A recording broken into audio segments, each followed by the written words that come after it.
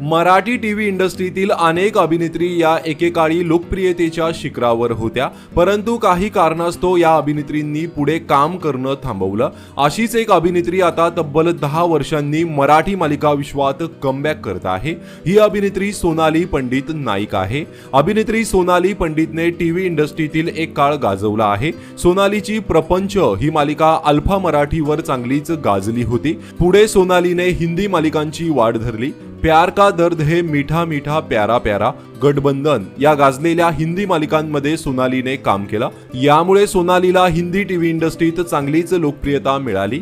सोनाली पंडित आता तब्बल 10 वर्षांनी मराठी मालिकेमध्ये कमबॅक करत आहे। कलर्स मराठीवरील मोहिनी प्रेमाची फिल्मी कहाणी या नव्याने सुरू होणाऱ्या मालिकेत सोनाली झळकणार आहे। मोहिनी आणि कार्तिकीची धाडसी आई शालिनीच्या भूमिकेत सोनाली झळकणार आहे।